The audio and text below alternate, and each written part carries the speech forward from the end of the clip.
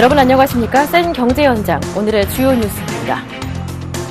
우리나라 국민의 자산 불평등이 소득 불평등보다 더 심각한 것으로 조사됐습니다. 현대제철이 오늘 계열사인 현대하이스코어의 합병을 결의하면서 양사 주가가 동반 급등했습니다.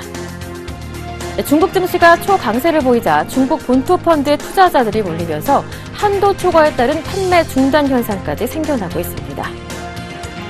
홈플러스가 지난달 신선식품 연중 상시 할인에 이어 이번엔 가공식품과 생필품까지 판매 품목을 확대했습니다. 홈플러스의 연이은 타격 행보가 유통업계에 다시 최저가 전쟁을 불러올지 주목되고 있습니다.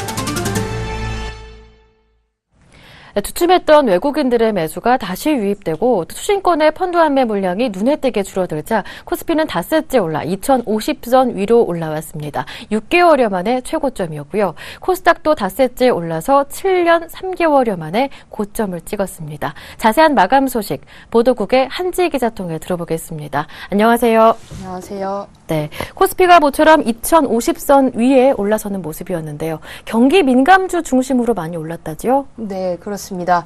코스피 지수가 지난 4년간의 박스권에서 벗어났습니다. 코스피 지수는 전날 대비 0.6% 상승한 2059.26포인트로 장을 마쳐 저항선으로 작용했던 2050선을 7개월 만에 훌쩍 뛰어넘었습니다. 외국인과 기관은 각각 946억 원과 606억 원을 순매수했습니다. 개인은 1,379억 원의 매도 우위를 보였습니다. 업종별로는 화학, 철강금속, 증권 등이 상승했고 전기가스, 통신, 섬유 의복 등은 하락했습니다. 시가총액 상위 종목들도 희비가 갈렸습니다. 삼성전자, 현대모비스, 포스코 등은 올랐고 현대차, SK하이닉스, 한국전력 등은 약세를 보였습니다. 합병 결정으로 현대제철과 현대하이스코가 각각 6%대와 8%대로 급등했고 국제유가 상승세가 이어지면서 현대중공업, LG화학, 롯데케미칼 등이 5에서 8% 올랐습니다. 네, 코스닥은 아쉽게도 장중에 670을 터치하지는 못했지만 그래도 오늘 새로 쓴 고점이었습니다. 수급은 조금 아쉬웠던 게 오늘까지 3일째 개인만 매수했어요. 네, 그렇습니다. 코스닥 지수는 장중 반락했다가 막판에 오름세를 보이면서 닷새째 상승세를 보였습니다. 전날 대비 0.18% 오른 668.03포인트로 거래를 마쳐 연고점 경신 행진을 이어갔습니다. 개인이 575억 원을 순매수했고 외국인과 기관은 각각 157억 원과 396억 원의 매도 우위를 보였습니다. 업종별로는 대부분 상승했습니다. 화학, 철강금속, 증권, 의약품 등은 2% 상승했고 제조업, 운수장비 등은 1% 넘게 올랐습니다. 반면 전기가스, 통신은 2% 넘게 하락했고 섬유의복, 보험, 음식료업 등도 소폭 내렸습니다. 시가총액 상위 10개 종목은 대부분 하락했습니다. 파라다이스는 1분기 실적 부진 전망에 5.45% 떨어졌고 메디톡스, 동서, GS홈쇼핑 등도 내렸습니다. 반면 CJENM, 컴투스, 산성, LNS 3개 종목만 상승했습니다. 원달러 환율은 이틀째 반등세를 보이면서 전날 대비 2원 50전 오른 1,091원의 거래를 마감했습니다. 특징주도 이어서 살펴보겠습니다. 이 현대제철과 현대하이스코의 합병 소식에 양사 주가가 동반 급등을 했었고 SK CNC와의 합병 우려 때문에 주가가 계속 내렸던 SK는 오늘 급등했네요. 네, 그렇습니다. 현대제철이 하이스코를 합병한다는 소식에 두 회사 모두 큰 폭으로 주가가 오늘 올랐습니다. 현대제철은 전날 대비 6.06% 오른 78,700원에 하이스코는 8.16% 오른 67,600원에 거래를 마쳤습니다. 현대제철은 오늘 이사회를 열고 현대하이스코를 합병하기로 결의했다고 공시했습니다. 다음 달 28일 주주총회 승인을 거쳐 오는 7월 1일까지 합병을 마무리한다는 계획입니다. SK는 외국인의 러브콜을 받으면서 강세 전환했습니다. 주가는 전날 대비 3.94% 오른 17만 1,500원의 거래를 마쳤습니다. HSBC, 메릴린치, 모건스탠리 등 외국계 창구를 통해 매수세가 유입됐습니다. 한화투자증권에 따르면 최근 SK-CNC와의 합병 우려에 주가가 하락했으나 현 주가 수준에서는 추가적인 악영향이 제한적이라며 SK-E&S의 LNG 가스전 투자 호재에 주목해야 한다고 전했습니다. 네, 말씀 잘 들었습니다. 지금까지 보도국의 한지 기자와 함께했습니다. 고맙습니다. 고맙습니다.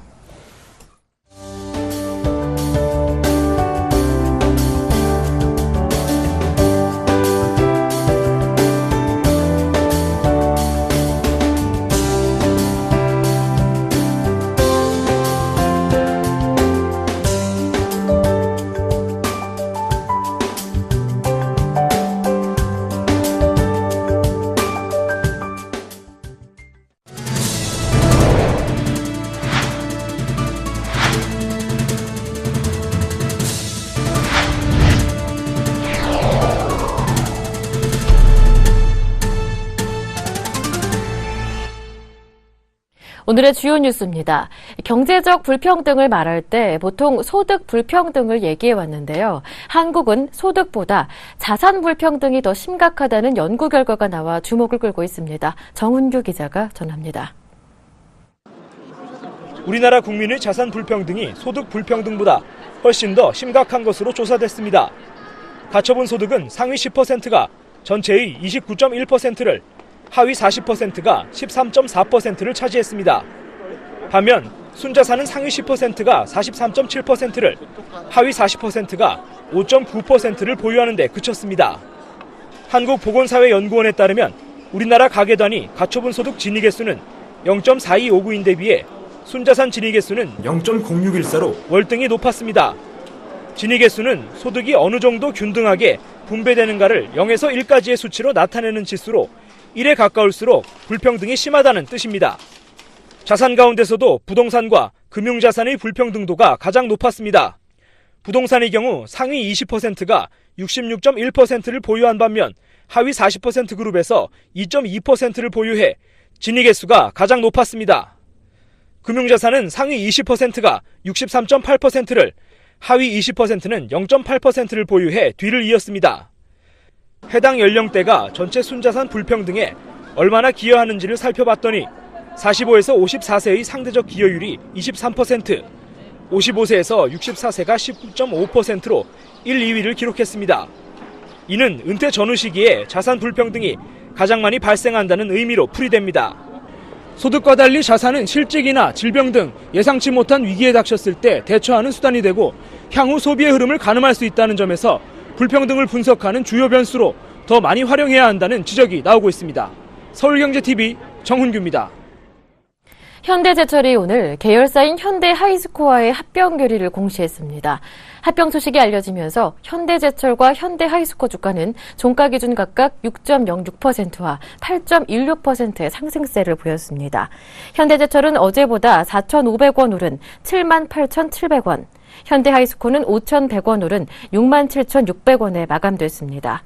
이번 합병으로 현대제철은 자산 31조 원, 매출 20조 원 규모의 거대 철강 회사로 거듭나게 됐습니다.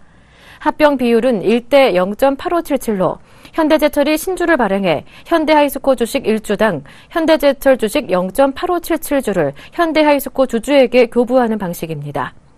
현대하이스코어는 현재 11개국에서 현대기아자동차의 해외 공장 인근에 냉연 강판을 가공하는 스틸 서비스 센터를 운영하고 있으며 강관 사업도 하고 있습니다. 현대차 그룹의 철강 부문은 원래 전 현대제철이 용광로에서 쇳물을 뽑아 열연 강판을 만들면 현대하이스코어가 이를 가공해 자동차용 냉연 강판을 제조하는 이원 체제로 운영돼 왔습니다. 그러다 현대제철이 지난해 1월 현대하이스코어의 냉연 사업 부문을 합병함으로써 쇳물부터 열연 냉연 강판으로 이어지는 생산 공정을 일원화했습니다. 현대제철은 오는 5월 28일 주주총회 승인을 거쳐 7월 1일까지 합병을 마무리할 계획입니다. 국내 양대 스마트폰 제조사이자 글로벌 스마트폰 매출액 2위, 3위인 삼성전자와 LG전자가 대표 모델을 앞세워 진검승부를 펼칩니다. 삼성은 오는 10일 전략 스마트폰 갤럭시 S6와 자매 모델 갤럭시 S6 엣지를 전 세계에 동시 출시합니다. 이에 맞서 LG전자는 다음 달로 예정됐던 전략 스마트폰 G4의 출시 시점을 이달 말로 앞당기고 삼성과의 전면 승부를 선택했습니다. 삼성과 LG가 같은 달 대표 스마트폰 모델을 내놓은 것은 이례적인 일입니다.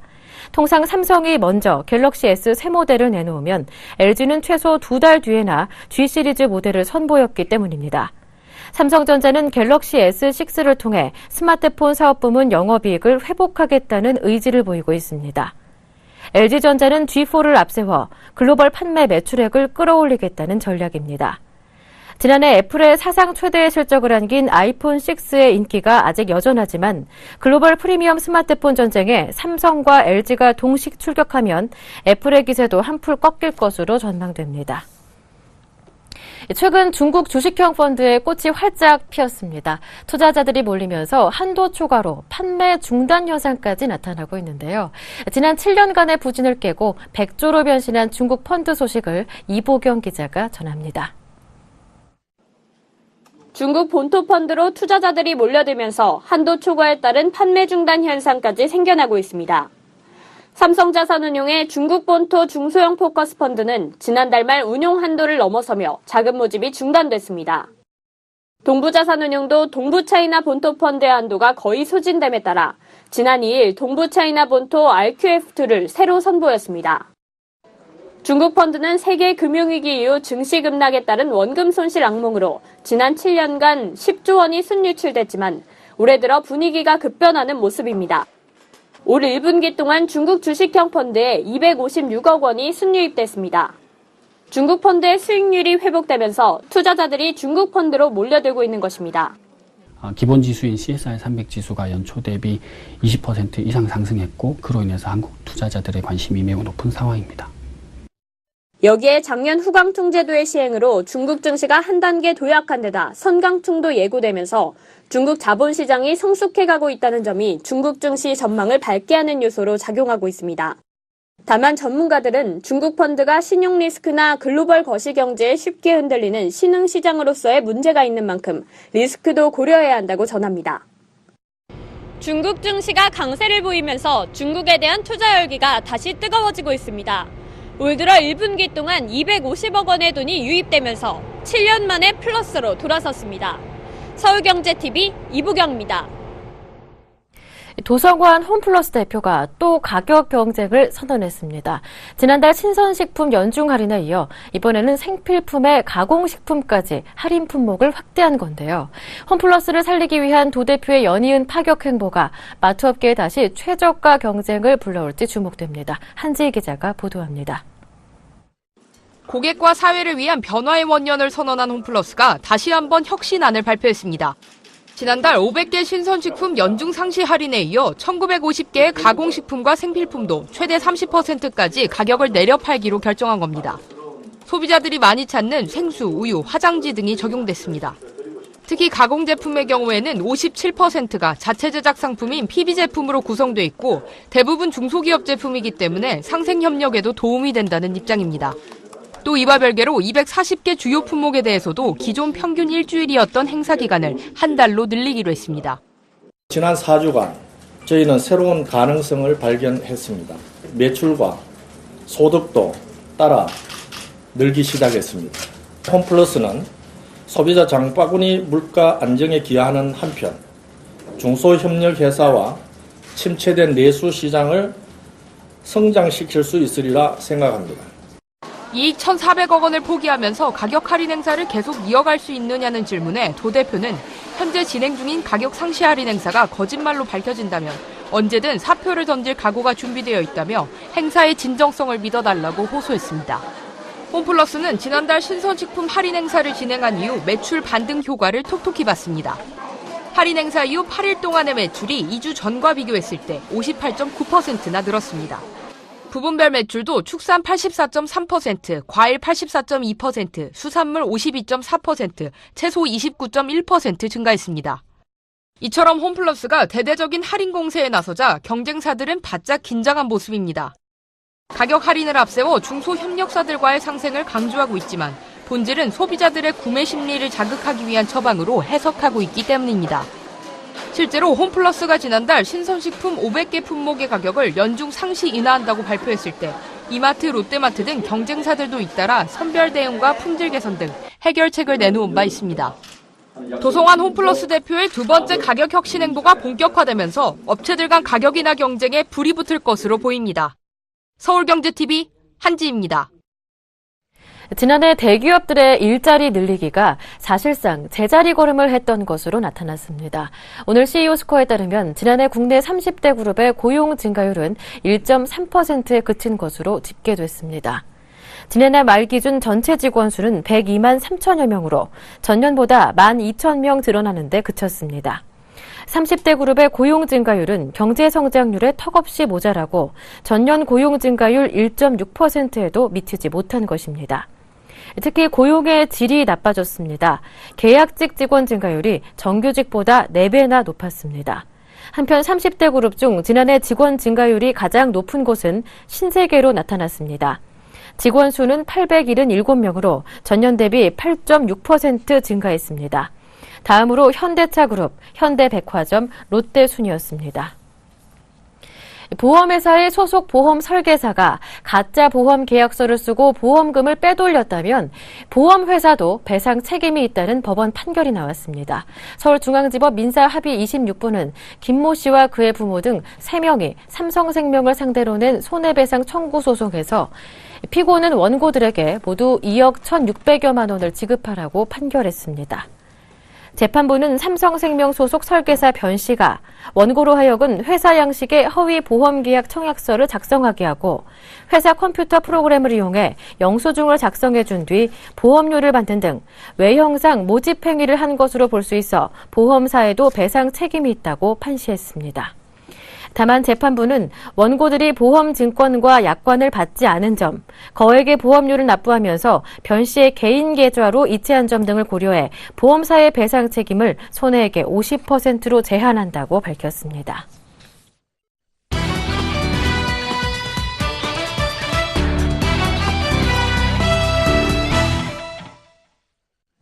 시중금리가 1%대로 떨어지면서 보험사가 펀드형 변액연금보험 상품을 재테크나 투자형 상품으로 소비자들에게 적극 권장하고 있는데요. 이와 관련해 보도부 정한희 기자와 함께 자세히 알아보겠습니다. 안녕하세요. 네, 안녕하세요. 네, 초저금리 시대에 보험사들의 변액연금 상품에 대한 마케팅이 한창인데요. 먼저 변액연금 보험이 무엇인지부터 자세하게 알아봐야 할 것 같아요. 네, 아무래도 금리가 워낙에 낮다 보니까 일반 저축성 보험의 이율로는 물가 상승률에도 미치지 못한다면서 위험이 따르지만 보다 높은 수익을 낼 수 있는 변액연금보험 상품을 추천하는 경우가 많습니다. 변액연금보험은 보험 계약자가 내는 보험료에서 사업비와 위험보험료를 차감한 후 남은 금액을 주식이나 채권 등에 투자해 운용 실적에 따라 수익을 배분하는 상품입니다. 네, 그런데 변액연금보험 상품을 가입한 지 몇 년이 지났는데도 투자 이익은커녕 원금도 보장받지 못했다 해서 후회를 하시는 소비자들이 많다고 들었는데요. 네, 그렇습니다. 많은 분들이 이 변액연금보험 상품에 대해서 제대로 숙지하지 못하시고 주변에서 좋다고 하니까 가입하게 될 경우 이런 일이 빈번하게 발생합니다. 보통 가입자들은 생보사에서 공표하는 펀드 수익률을 보고 이 보험에 가입하시는데요. 수익률이 3%라는데 왜 5년이 지난 지금 원금도 보장받지 못하냐면서 억울함을 토로하면 나오는 말이 바로 사업비입니다. 생명보험사의 변액연금은 사업비가 납입보험료의 7에서 15% 정도로 다른 보험 상품에 비해서 비싼 편인데요. 생보사에서 공표하는 수익률은 사업비를 공제한 펀드 투입 금액 대비 수익률입니다. 그런데 가입자는 이 수익률을 내가 낸 돈 대비 수익률로 굳게 믿고 있기 때문에 이 부분을 잘 숙지하지 못한 채 가입할 경우 소위 미쳤다라는 느낌을 받으시는 거죠. 보다 쉬운 이해를 위해서 예를 들어보겠습니다. 보험료가 1,000원이고 사업비가 10%라고 가정하면 그중 100원은 사업비로 떼고 남은 900원을 보험사는 투자하게 됩니다. 보험사들의 최근 1년간 평균 변액보험 펀드 수익률인 3.2%를 여기에 적용하면 적립금은 928.8원으로 원금인 1,000원에 미치지 못합니다. 아차 싶어서 중도 해지를 고려할 경우 해지 공제라고 해서 해지할 때 일정 금액이 공제가 되는데 1년 이내에 해지한다면 원금이 반토막이 나는 경우도 허다합니다. 네, 변액연금보험 가입할 때 보험사가 이런 부분을 가입자들이 정확하게 숙지할 수 있게끔 해야 할 것 같은데 소비자 입장에서 어떤 부분을 유의해야 할까요? 네, 무엇보다 이 연금보험 상품은 이제 10년 이상을 내다봐야 하는 장기적인 상품이라는 점을 염두에 두셔야 합니다. 때문에 단기적인 투자로 수익을 볼 생각을 하셨다면 과감하게 다른 금융상품을 알아보시는 것이 좋습니다. 대부분의 생보사의 변액보험 상품은 5년에서 10년 정도 유지했을 경우 원금 회복이 가능하고 그 이상 유지했을 때 이익이 발생하는 구조이기 때문에 중도 인출이나 해지를 해야 할 경우가 생긴다면 손해가 발생할 수 있어 주의가 필요합니다. 또한 10년 이상 유지 시 발생하는 이자 소득에 비과세 혜택도 적용되므로 장기적인 관점에서 접근해야 합니다. 네. 그렇다면 이 변액연금보험 가입을 할까 고려하시는 분들에게 좋은 팁이 있다면 더 알려주시죠. 네, 알겠습니다. 이 변액연금보험은 특성상 어떻게 관리하느냐에 따라서 원수가 되기도 하고 은인이 되기도 하는데요. 만약에 보험에 가입한 후 방치하시고 돈만 납입하는 경우라면 전자에 속하게 됩니다. 변액연금보험에 잘 가입하는 팁을 제가 알려드리자면 일단 추가 납입 기능을 활용하는 것입니다. 변액보험은 사업비가 비싼 편인데 반해서 추가 납입은 수수료가 낮거나 일부 보험 상품의 경우 수수료가 없는 것도 있습니다. 그러므로 매달 30만 원 납입을 생각하셨다면 기본 금액이 30만 원인 연금보험에 가입하는 것보단 일단 기본 금액을 10만 원으로 설정해서 가입하고 20만 원을 추가 납입하는 것이 훨씬 효율적입니다. 보통 추가 납입은 기본 금액의 최대 2배까지 할 수 있습니다. 자, 두 번째로 변액연금보험은 펀드의 투자에 수익을 얻는 상품으로 펀드 변경 관리가 필수적입니다. 펀드 수익률이 좋지 못할 때 그대로 두는 것이 아니라 보험사에 펀드 변경을 요청하면 손실을 줄일 수 있습니다. 변액보험은 기본적으로 한 해 동안 12번 정도 투자 펀드 변경이 가능하므로 보험사 사이트에서 펀드 수익률을 조회하는 등 가입자가 관심을 가지고 변경을 요청해야 합니다. 마지막으로 해지 공제를 살펴봐야 하는데요. 해지 공제는 부득이하게 보험을 해지할 경우 공제되는 금액으로 변액보험을 해지할 때 적립금을 그대로 돌려받는 게 아니라 일정 금액을 제외하고서 돌려받게 되는데요. 처음 가입하실 때 꼼꼼히 살피셔서 해지 공제가 없는 상품을 선택하는 것이 유리합니다. 네, 지금까지 보도국의 정한희 기자와 함께 변액연금보험에 관련한 유익한 정보를 모두 알아봤습니다. 고맙습니다. 네, 감사합니다.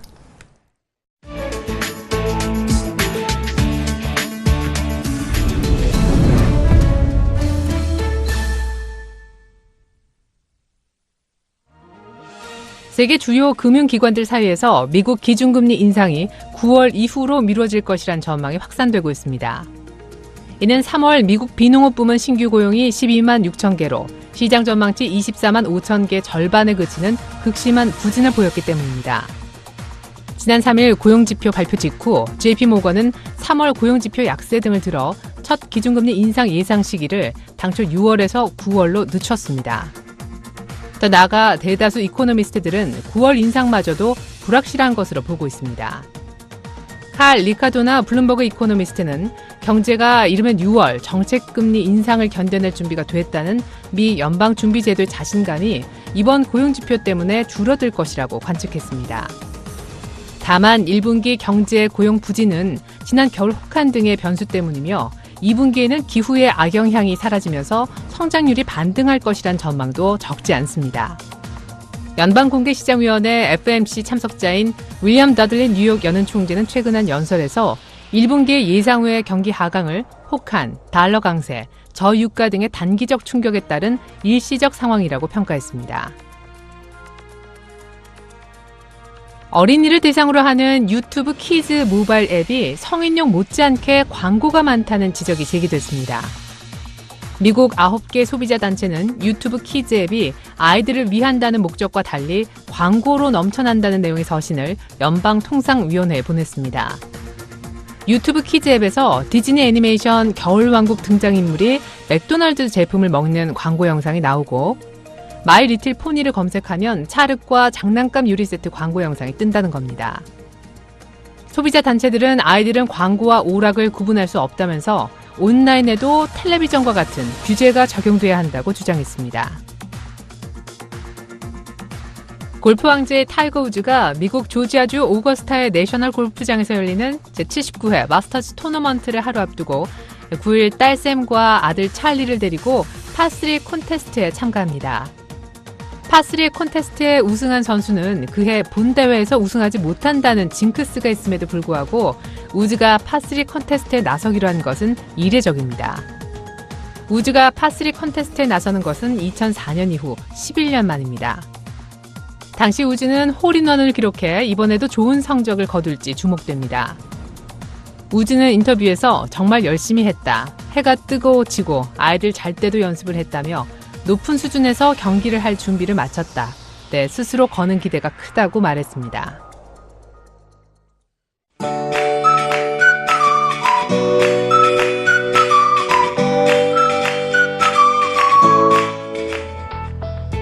안녕하세요. K웨더 라이프스타일 예보 황재영입니다. 어제 오늘 봄치고는 좀 쌀쌀했는데요. 기온은 점점 더 올라 다시 완연한 봄 기운 느끼실 수 있겠습니다. 내일은 가끔 구름이 많아 흐리지는 않겠고요. 아침 저녁으로는 쌀쌀해 일교차가 크게 벌어지니까 옷차림을 잘 하셔야겠습니다. 보시는 것처럼 기온은 점점 더 오르겠습니다. 이맘때 평년 기온이 17도 정도인데요. 주말에는 평년 기온을 웃돌겠습니다. 이번 주말에는 벚꽃도 만개할 것으로 보여 각 지역의 벚꽃 축제 기간인데요. 꽃나들이 좋은 날씨 예상되고 있습니다. 현재 위성 영상 보시면 전국이 구름 많은 모습이고요. 미세먼지 농도는 보통 단계를 보이고 있습니다. 내일은 서해상에 위치한 고기압의 가장자리에 들겠습니다. 자세한 지역별 날씨는 나절 예보로 알아보겠습니다. 내일 전국에 가끔 구름 많겠습니다. 서울 5도에서 16도, 대전 4도에서 16도로 오늘보다는 오르겠고 일교차가 크겠습니다. 동해안도 내일은 기온이 오르면서 낮 기온 속초 11도, 강릉 울진 12도로 10도 선을 웃돌겠습니다. 미세먼지 농도는 전국의 보통 단계를 보이겠습니다. 광주 6도에서 18도, 대구 7도에서 16도, 제주 9도에서 15도 예상됩니다. 전해상에서도 구름 많겠고요. 바다의 물결은 남해상에서 최고 2.5m로 다소 높게 일겠습니다. 금요일 오전에는 제주도에 비가 내릴 것으로 보이고요. 주말 동안에는 날씨 좋겠습니다. 특히 토요일에 하늘도 맑으니까 꽃나들이는 토요일이 나을 것 같고요. 월요일과 화요일 사이에는 전국에 비가 내리겠습니다. 기상정보였습니다. 예년보다 높아진 기온 덕분에 벌써부터 봄꽃이 주변에 흐드러지게 피었습니다. 꽃은 눈으로 보고 코로 향기를 맡는 것만으로도 스트레스를 많이 완화시켜서 일명 플라워 테라피라고도 불리는데요. 올해는 개화 시기가 예년보다 일렀던 만큼 낙화 시기도 일주일 정도 빨라진다고 하니까요. 서둘러서 봄꽃 테라피 해보시는 것도 좋겠습니다. 생 경제 현장 여기서 마치겠습니다. 시청해주셔서 고맙습니다.